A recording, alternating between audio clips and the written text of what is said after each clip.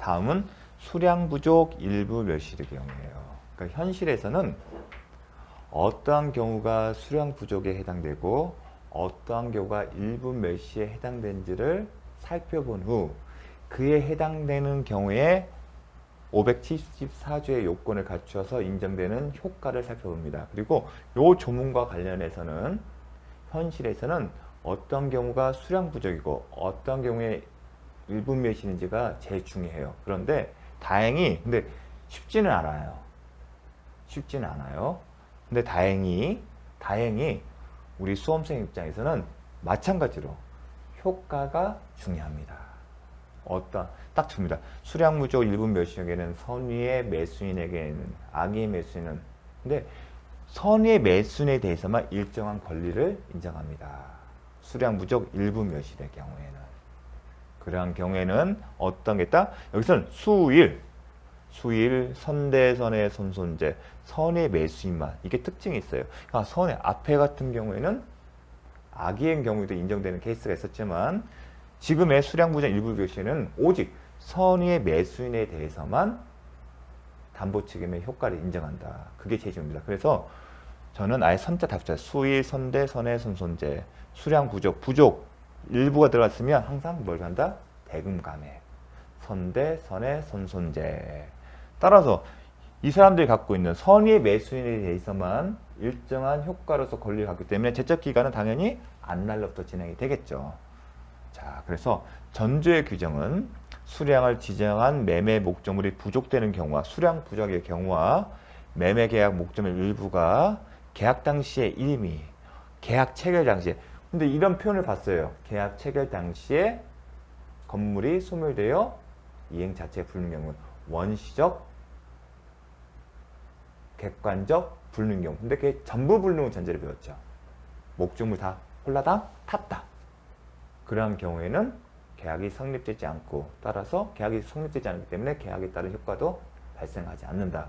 그리고 지금은 이미 일부가 계약 당시에 원시적 일부가 멸시된가 원시적 일부 불능의 경우예요. 그러한 경우에도 매수인이 부족 또는 멸시를 알지 못한 때에 앞서 본 규정이 적용된다. 권일대 선의 선손제 그 규정을 하는데 앞서서는 권일대 대금감액 청구권의 경우에는 선악을 불문했지만 이 경우에는 대금감액 청구에 대해서도 선의를 요한다. 그래서 수일, 선대, 선의 선손제 이렇게 외웁니다. 그러면 이해 차원에서 우리가 여러분이 나중에 공인중개 실무를 하거나 아니면 공부를 하는 과정에서도 접할 수 있는 게 이런 경우예요. 특정물의 목적물의 부동산의 매매 계약이에요. 근데 이 매매 계약이 토지예요. 그리고 토지 매매 계약은 필지 단위로 해요. 한 필지, 두 필지 단위로 해요. 그런데 현실에서 여러분이 볼 수 있는 부분이 뭐냐면 계약서상에 100평이라 쓰고 그 다음에 매매대금 1억을 썼어요. 100평. 매매대금 1억. 그런데 나중에 측량을 실제 면적을 보니 90평인 경우가 있어요. 이런 경우예요. 현실에서 발생할 수 있는 경우가. 그런데 100평인데 90평이면 수량이 부족한 게 아닌가가 하나 대제가 됐습니다. 수량이 부족해요. 실제는 계약서는 100평 써 있는데 실제 면적은 90평이에요. 그렇다면 이런 경우가 수량이 부족한 매매 계약이 아닌가. 따라서 담보 책임에 특별한 규정이 없을 때 그 효과가 선의 매수인이라면 그 효과를 대금감액 청구권이나 아니면 계약 해제권이나 손해배상 청구권을 인정할 수 있지 않을까. 그렇게 이제 쟁점에 가는데 그럼 출발점은 이 계약이 수량을 지정한 매매 계약인지가 중요해요. 뭐라고요? 수량을 지정한 매매 계약인지. 그럼 수량을 지정한 매매 계약은 뭐냐면 이 계약서를 작성할 당시에 평당 이 목적물이 갖고 있는 평당 개념을 중시에서 평당 얼마씩을 정한 계약인지가 중요합니다. 뭐라고요? 평당, 이 매매 계약자가 이 목적물이 갖고 있는 평수를 기준으로 해서 계약을 체결하는 거지. 그런 경우 어디 있죠? 여러분 아파트 24평이냐 34평에 따라서 계약이 다르잖아요. 매매 대금이. 그런 것처럼 토지도 거기에 주안점을 두는 것인지가 핵심입니다. 그러한 경우에만이 수량화 지정한 매매 계약에 해당되고 그래야만이 담보 책임의 효과가 발생하는 겁니다. 그런데 우리가 계약서에 배평을 썼다고 해서 무조건 수량을 지정한 매매라고 하지 않습니다. 왜냐하면 통상적인 실무는 등기부를 기준으로 해서 매매 목적물을 특정하는 거지 단순히 특정한 거지 더 나아가 단순히 이렇게 배평을 표시했다는 사유만을 가지고서는 이러한 단서만을 가지고서는 수량을 지정한 매매라고 정하지 않습니다. 그렇게 되려면 매매계약 당사자는 이 목적물이 100평이라는 기준으로 평당 얼마를 기준으로 그리고 이 목적물이 100평이라는 전제에서 매매계약을 체결한다. 즉 수량을 지정해서 한 매매계약이다. 그렇게 명시적으로 아니면 해석상 그렇게 돼야만이 되는 겁니다. 그런 경우에 수량을 지정한 매매계약입니다. 그래서 여러분 지식이 없는 경우는 100평. 왜냐하면 등기부상 그대 표시 다 써요. 지목뿐만 아니라 그건 특정을 위한 거예요.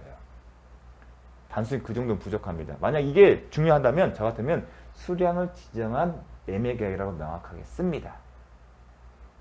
그러한 경우에 측량했을 때 차이가 있으면 그리고 이렇게 얘기합니다. 실제 측량을 했을 때 부족함이 경우에는 어떻게 대금을 감액한다. 그런 표현을 씁니다. 담보책임 담보 임의 규정이 있기 때문에 제가 달리 정할 수가 있거든요. 그래서 여러분들 현실에서는 이런 부분들이 아마 볼 수 있는 사례일 겁니다. 그렇기 때문에 사소한 어떠한 평수, 측량했을 때 차이가 있게 되면 특별한 경우가 있으면 매수인이 매도를 상대해서 어떤 권리를 행사하지 못합니다. 이런 경우에 대비해서도 담보책임은 없다 이런 표현을 씁니다. 설사 향후 측량을 해서 봤을 때 목적물이 계약서의 면적과 다른다 하더라도 매수인은 매도인 상대로 담보 책임을 추궁하지 못한다. 이런 규정을 둡니다. 그렇기 때문에 요게 하나 이슈가 되는데 그래서 어떤 게 수량을 지정한 매매 계약인지 해당지 여부가 중요한데 거기는 시험이 안 나와요. 그걸 묻는 것은 그래서 이해 차원에서 한번 설명을 드렸습니다. 왜냐하면 자 수량을 지정한 매매를 하면 제가 그 이유가 있습니다. 요 표현 때문이거든요. 요거 때문에. 요게 시험에 간혹가다 출제되는 지문이 있기 때문에 그렇습니다. 수량을 지정한 매매를 하면 당사자가 매매의 목적인 특정물, 토지라고 생각하십시오. 토지가 일정한 수량을 가지고 있다. 아니면 아파트는 평형 몇 평이냐에 따라서 매매대금이 다르지 않습니까? 그런 것처럼 일정한 수량을 가지고 있다는데 주안을 두고 대금도 그 수량을 기준하여 정한 경우를 말하는 것이다. 일반적으로 그런데 어떤 경우 문제되냐면 담보권 실행을 위한 임의 경매에 있어 경매표원이 목적인 토지의 등기부상 목적을 표시하는 것은 이런 얘기예요. 어떤 경우냐면 이제 경매 절차, 토지에 대한 경매 절차가 진행이 되면 당연히 그 목적물의 입찰에 관심이 있는 사람은 뭘 보냐? 현황 조사 보고서와 감정평가서를 봐요. 이 감정평가서 보고서 얼마에 입찰할지를 결정을 합니다. 근데 감정평가서를 보게 되면 이제 최저가격의 기준이 되는 건데 어떻게 되면 열이면 토지에 되면 제곱미터 얼마 그리고 등기부상 면적을 써요. 등기부상 총 1000제곱미터 그러면 요 금액에다가 공한 가격을 이렇게 표시를 해요. 이런 제곱미터 표시하고 그 다음에 총 면적을 해서 곱해서 가격을 산출해요. 이렇게 다 표시를 합니다. 면적이 있으면 다 이렇게 표시를 해요. 감정평가사들은. 그런데 우리가 앞에 보면 이 제곱미터가 써 있으니까 이거예요. 이 토지가 어떠한 수량의 주안 목적의 수량의 주안을 두고 이 목적물이 갖고 있는 면적에 따라 계산을 한 거기 때문에 수량을 지정한 매매로 볼 수가 있는데 감정평가 업무는 그걸 염두에 둔 게 아니라 편의적으로 쓴 거예요. 단지 실무는 그러한 관점에서 찍질 않아요. 또 하나가 또 뭐가 있으면 만약에 이러한 표시에 따라서 수량을 지정한 매매라고 한다면 수량 지정 매매의 효과, 대금 감액 청구권이나 계약 해제권이나 손해배상 청구할 수 있는 것이고 그렇게 되면 경매 절차가 안정이 될까요? 불안정화 될까요? 딱 직관적으로 보더라도 불안정화가 되겠죠. 그래서 건매화 절차 안정을 위해서 하더라도 수량을 지정한 매매라고 해석하지 않는 겁니다. 그리고 감정평가사도 이렇게까지 기대하기는 힘들거든요. 그렇기 때문에 일반적으로 담보권 실행을 위한 임의경매에서 경매법원이 목적인 토지의 등기부상 면적을 표시하는 것은 어떤 목적이다? 단순히 토지를 특정하여 표시하기 위한 방법에 지나는 거지 이런 표시를 가지고 수량을 지정한 매매로 볼 수는 없다. 그걸 기억하십시오. 특별한 사정이 없는 한 수량을 지정한 매매가 아니기 때문에 그에 기초한 담보책임 규정이 적용될 수 없다. 여러분 기억할 뭐냐면 담보권 실행을 통한 임의경매에 있어서 법원이 목적인 토지의 등기부상 면적을 표시했다 하더라도 그것은 특별한 사정이 없는 한 수량을 지정한 매매라고 할 수 없다. 그러니까 경매와 관련된 거 있으라면 다 안 된다고 생각하시면 돼요. 담보책임과 관련해서. 경매 절차의 안정성을 확보하기 위해서. 이 배경에는 그게 또 들어가 있습니다. 일부 멸시. 여기서는 이게 일부 멸시에 해당되냐는 그런 사례들이 있어요. 그런데 그거는 알 필요가 없고 그냥 일부 멸시. 원시적인 일부 불능의 경우다. 기억할 게 뭐냐면 시험에 출제된 부분인데 실제 면적이 계약 면적에 미달해요. 자, 멸실은 아니지만 실제 면적이 계약 면적에 미달해요. 그러면 이런 경우 실제 면적과 계약 면적이 미달하게 되면 딱 생각하면 실제 면적과 계약 면적이 미달한다. 그러면 항상 접근한 문이 수량 지정 매매냐를 따져봐야 돼요. 그 해석상 이게 수량 지정 매매다. 그러면 그 효과 수일, 선대, 선의, 손손제, 선의 매수인 경우에는 일정한 효과가 인정되겠죠. 만약에 수량 지정 매매가 아니다. 그러면 담보 책임에 대한 권리를 행사를 못하는 겁니다. 근데 지금은 어떤 경우냐면 요 경우를 정리하는 거예요. 수량 지정 매매에 해당될 때 하나요. 해당되는 경우면 어떤 효과죠? 수일, 선대, 선의, 손손제, 선의 매수인의 경우에는 대금 감액 청구권이나 아니면 해제권이나 아니면 손해배상 청구권을 행사할 수 있는데 이 판례 지문은 뭐냐면 대금 감액 청구권과 별개로 지금 담보책임 규정에 의해서 뭐가 있었죠? 대금 감액 청구권, 해제권, 손해배상 청구권이 있는데 미달만큼을 부족한 만큼을 일부 무효, 즉 일부 불능으로 보고 원시적 전부 불능이라면 효력이 없잖아요. 계약이 불성립이면. 그러니까 원시적 일부 불능의 경우에도 무효를 들어서 부당이득 반환 청구를 할 수 있냐? 아니면 일부 불능을 이유로 533조. 제가 배웠어요. 원시적 객관적 전부 불능이면 계약이 불성립이 되고 권리 구제 수단을 하나만 생각하면 된다. 535조의 계약 체결상의 과실 책임. 체결상, 계약 체결 과정에 그러니까 계약이 불성립이 성립이 되지 않았으니까 야 계약 체결 과정을 가져서 네가 잘못이 있었기 때문에 계약이 성립되지 않았잖아. 그럼 손해배상 책임져야지 않아? 그게 개념이에요. 근데 채무불이행책임은 계약이 성립돼서 효력이 발생하면 전제래요. 근데 계약이 불성립하잖아요. 그런 경우에 그런 규정이 있어요. 535조. 그 규정을 이 경우에도 수량 지정 위반에 해당되고 이 경우에도 별도로 추가로 할 수 있는 점은 거예요. 수량을 지정한 매매 계약에 해당되면 담보 책임으로 뭐만 있다? 대금 선의 매수인은 대금 감액 청구권, 해제권, 손해배상 청구권인데 이거 말고도 부당이득 반환 청구 일부가 무혐의로 원시적 일부 불능이 전제로 일부가 무혐의 전제로 해서 부당이득 반환 청구를 하거나 아니면 535조를 적용해서 손해배상 청구할 수 있냐가 쟁점이 됐는데 이거는 할 수 없다. 왜냐하면 담보 책임은 535조의 특별 규정이기 때문에 그래서 이 특별규정이라는 개념도 이제 중요한데 요게 535조가 적용이 안 된다는 거. 추가로 부재 수단으로. 왜 근데 이게 언급이 됐을까요? 담보 책임은 선의의 매수인에 대해서만 인정되기 때문에 그 매수인이 선의가 아닌 경우니까 선의에 해당되지 않기 때문에 별도로 이런 것들을 언급한 겁니다. 선의 매수인은 굳이 이렇게 할 필요 없겠죠. 그 매수인이 선의가 아니었기 때문에 담보 책임 규정에서 보호를 못 받으니까 그러면 담보 책임 아니면 요 규정 일부 무효잖아.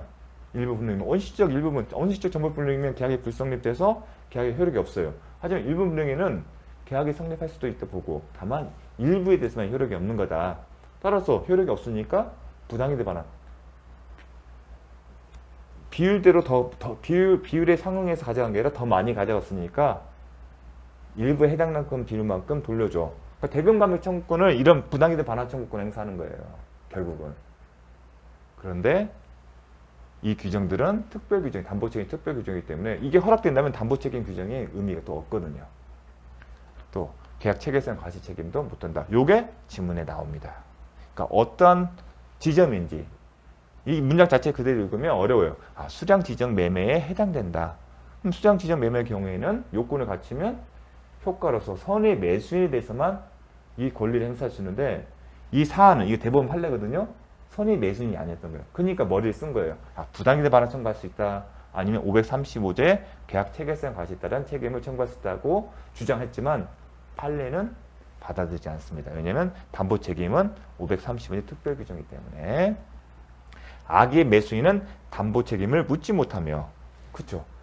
수일, 선대, 선해, 선손재, 선의 매수인에 대해서만 인정된다. 대금 감액 청구권, 계약 해제권. 계약 해제권은 잔존한 부분이었으면 매수인이 이를 매수하지 아니었을 때 공통적이게 나갑니다. 계약 해제를 언제 한다? 야, 나 이거 이럴 줄 알았으면 나 계약 안 했어. 그런 개념입니다. 그리고 권리들은 안날로부터 수일, 선대, 선해, 선손재 선의자만 할 수 있으니까 안날로부터 요게 중요합니다. 다음 권리가 타인의 제한 물건에 의해서 제한을 받는 경우 여기도 선의의 매수인만 있습니다. 자, 어떻게 오냐? 제한물건 선의, 목적 달성 불가 해제. 제한물건 선의, 목적 달성 불가 해제. 기타 선의, 손배 청구 제척기간. 이렇게 합니다. 제한물건 선의, 목적 달성 불가 해제. 기타 선의, 손배 청구 제척기간. 선의지만 할 수 있으니까 이 제척기간은 딱 떠오르겠죠. 안날로부터. 그 다음에 선이고 목적 달성이 이 제한 물건 때문에 목적이 달성이 불가하는 경우에만 뭘 할 수 있다? 계약을 해지할 수 있다. 앞에서 뭐죠? 잔존 부분이었으면 계약을 하지 않았을 것이다. 그 표현인데 이 경우에는 목적 달성이 불가능한 경우 표현이 달라지죠. 그래서 앞부분 볼 때는 그 앞부분에서는 이렇게 표현을 문구를 안 썼잖아요. 잔존 그것만 있었으면 안 했어. 그런 표현은 제가 안 썼습니다. 자, 볼게요. 수일, 선대, 선해. 방금처럼 제가 묻기는 목적 달성 불가했잖아요. 그 얘기 안 썼을 거예요. 시험에서는 잔존 부분만으로서는 매수를 계약을 하지 않았다. 그런 표현들이 시험에 안 나와요. 다만 제한 물건이 있는 경우에는 이 표현을 물어봐요. 시험에 출제가 되니까. 그래서 선이고 목적 달성 불가 해제, 기타. 목적 달성은 가능한 경우에는 손해배상 청구만 가능합니다.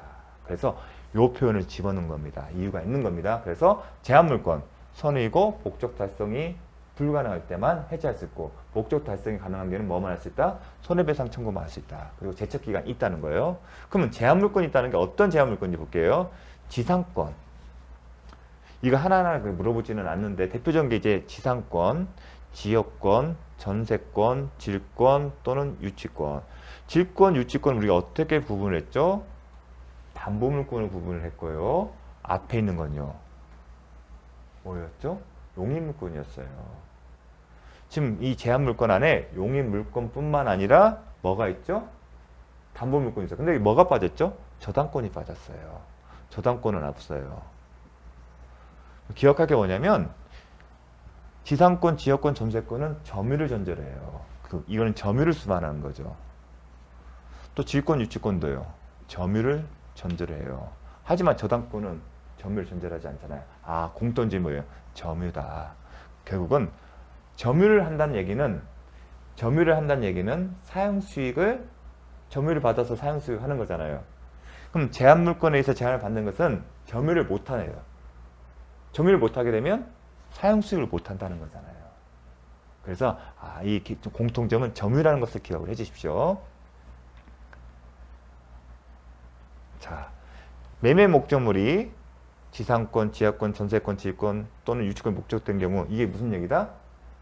다른 사람이 점유하고 있어서 실제로 사용 수익을 못하는 경우다. 그렇게 기억을 하면 되겠죠. 첨사. 제가 이제 붙였습니다. 목적물의 사용 수익에 제한을 받고 있다. 왜냐하면 타인이 점유하고 있기 때문에. 공통점은 점유잖아요. 그리고 매수인이 이를 알지 못한 때는 이로 인하여 계약 목적 달성할 수 없는 경우에 하나여 해제할 수 있다. 기타 경우는 목적 달성은 타인이 제한 물건에 의해서 사용 수익을 못하지만 목적 달성은 가능한 경우는 뭐만 할 수 있다? 손해배상만 청구할 수 있다. 자, 제한 물건. 타인이 점유하고 있어서 사용 수익을 못한 경우는 거구나. 목적 달성이 불가능한 경우에만 해제할 수 있고, 목적 달성이 가능한 경우에는 손해배상만 청구할 수 있다. 이게 중요합니다. 선의 매수인만. 또 이러한 규정들은 지금 이 타인이 점유를 하고 있잖아요. 근데 매매의 목적이 된 부동산을 위해 존재해야 할 지효권이 없어요. 지효권이 있으면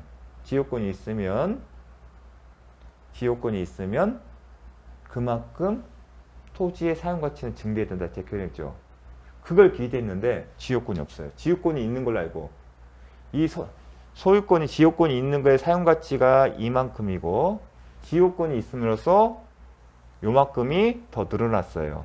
이 사람은 이걸 전제로 샀는데 알고 보니까 지효권이 없다. 그러면 사용 가치는 이거밖에 안 돼요. 이 사람은 지효권의 존재로 인해서 이만큼의 가치가 있으니까 1억을 준 거예요.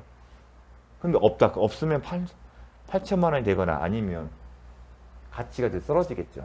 그런 경우로 생각하시면 됩니다. 사용 가치가 감소됐다. 아니면 등기대 임대차 계약이 있는 경우. 앞에는 다 물건이었잖아요. 등기대 임대차 계약이면 대항력이 있는 거고 사실상 물건처럼 취급합니다. 이 경우에도 똑같죠. 목적물의 사용 수익에 제한을 받는 거죠. 타인이 점유한 경우에. 자, 부동산을 위하여 존재할 지효권이 없는 경우. 이 표현도 이제 제한 물건에 대한 제한을 받는 경우에 해당된다는 걸 기억하죠. 이 경우에도 요게 해당되기 때문에 따라서 선의 매수인의 경우에만 목적 달성 불가할 때만 계약 해지할 수 있고 기타는 손해배상이 있다. 그리고 제척기간이 있다. 선의 매수인만 할 수 있기 때문에 안날로부터 요것도 깨십시오. 공통점이 점유를 전제하는 거다. 자, 다음은 저당권 전세권의 행사가 있는 경우. 자, 저당권이 있을 때 제3취득자 개념. 저당권이 설정된 이후에 목적물의 소유권을 취득하거나 아니면 지상권 전세권 취득한 자 제3취득자 배우지 않았습니까? 이 경우도예요. 저당권 전세권 설정된 부동산. 이 전세권은 앞에다 나왔어요. 근데 앞에서는 용익 물권적 권능의 포인트를 둔 거예요. 제3자가 점유해서 사용시키거나. 지금은요. 용익 물권적 권능이 소멸해서 담보물권자 성격만 있고 그리고 그 전세권의 경우에는 어떠한 권리가 있다? 경매 청구권이 있잖아요. 그래서 저당권 같이 붙여놓는 거예요. 저당권 행사가 있다는 얘기는 이 저당권과 전세권 행사로 인해서 목적물의 소유권을 넘겨줄 수 없거나 아니면 취득한 소유권을 잃어버린 경우죠. 이런 경우에요. 좀 이해를 위해서 저당권을 듣게요. 저당권이 있어요. 저당권이 설정되어 있다고 하셔서 소유자가 저당권 설정자인 소유자가 목적물을 매각할 수 있습니까? 못합니까? 할 수 있잖아요. 그래서 매매 계약을 했어요. 그리고 계약을 했고 계약금을 주고 중도금은 없이 잔금은 언제? 이때 지급하기로 했어요. 근데 그 사이에 일이 발생한 거예요. 잔금 지급이래요. 어떤 일이 벌어지냐면 이때 저당권자가 경매 절차를 실행해서 경매 개시가 됐고 그래서 낙찰자가 생겼어요. 그리고 매매대금을, 낙찰대금을 전부 완납하면 소유권을 취득하죠. 187대. 그러면 잔금 지급이지만 매도인은, 이 매매계약서 매도인은 더 이상 소유자가 아니기 때문에 매수인에게 목적물 소유권 이전을 할 수 있다 없다? 못하게 되는 거죠. 그래서 앞에서 전세권 행사로 인하여 매수인이 그 소유권을 취득할 수 없거나 이 경우죠. 낙찰자가 이제 소유자가 잡겠으니까요. 매도인이 매수인이 잔금을 지급하더라도 매도인은 이 목적물 소유권을 넘겨줄 수가 없잖아요. 아니면 이런 경우죠. 경매 절차가 진행이 됐는데 낙찰이 이루어지기 전에 잔금을 지급하고 소유권 이전 등기가 됐어요. 이런 일은 이제 현실에서는 벌어지지 않죠.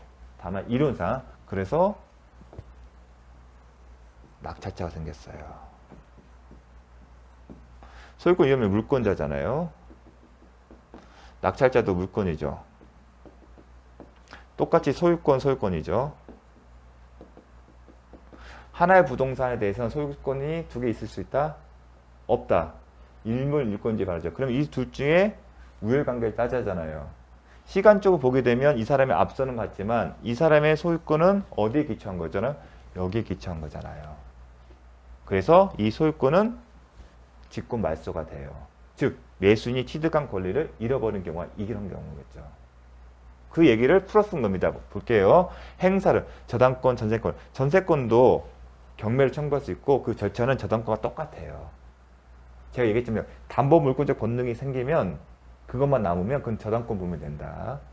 매수인이 그 소유권을 취득할 수 없거나 취득한 소유권을 잃은 때에는 계약 목적 달성 여부 상관없이 매수인은 계약을 해줄 수 있다. 여기서 기억할 뭐냐면 앞서 제한물권 선의 목적 달성 불가 해제 기타 선의 손배 청구인데 저당권 전세권 행사의 경우에는 선악불문 해제, 선악불문 상한 청구, 선악불문 손해배상 청구 이렇게 갑니다.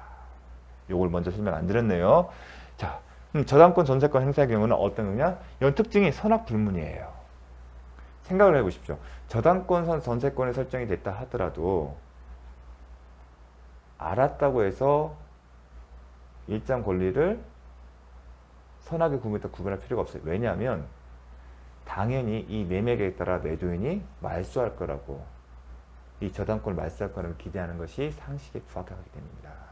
그래서 앞서 제한물권과 달리 앞서 제한물권의 경우에는 선의 매수인만 인정했지만 저당권 전세권에게는 선악을 불문한다는 거, 이 부분이 가장 키포인트입니다.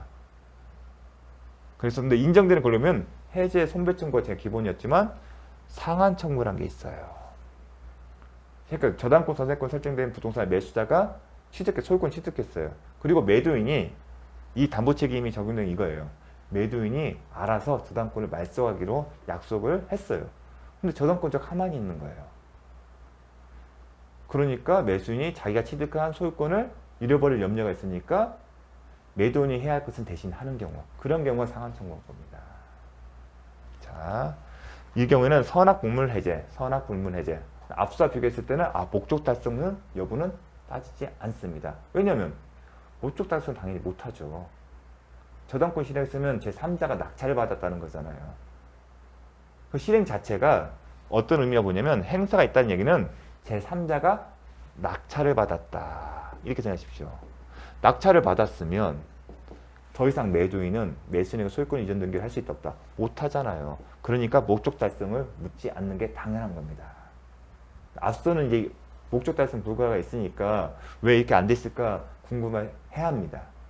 그 차이점에 주목해서 시험이 나오기 때문에 이해를 하기는 쉽잖아요. 행사가 있다는 얘기를 낙찰받았구나. 그러면 더 이상 못하니까 목적 달성 불가는 당연한 겁니다. 그래서 구분할 실익이 없는 거예요. 선악불문하고 해제할 수 있고 선악불문과 선악청구. 이거 뭐냐면 지킨 거예요. 매수인이 자신의 소유권을. 그 목적물 소유권을 갖기 위해서 대신 갚은 거다 이렇게 생각하시면 갚았으니까 상환청구를 해야죠. 야, 너 대신 내가 갚았으니까 돌려줘. 또 하나는 손해배상 청구. 매매 목적이 된 부동산에 설정된 저당권, 전세권의 행사로 인하여 이걸 어떻게 이해하라고 했죠? 제3자가 낙찰받았다. 그렇게 이해하십시오. 그냥 쉽게. 그럼 딱 직관적 감이 올 겁니다. 그 소유권을 취득할 수 없거나 취득한 소유권을 잃은 때에는 목적 달성 여부와 관계없이, 왜냐하면 간혹가다 시험에서 목적 달성이 불가능한 경우에 해약, 계약, 해제권을 행사할 수 있다 이렇게 표현이 나와요. 그러면 우리가 꼼꼼하게 공부를 하지 않으면 헷갈려요.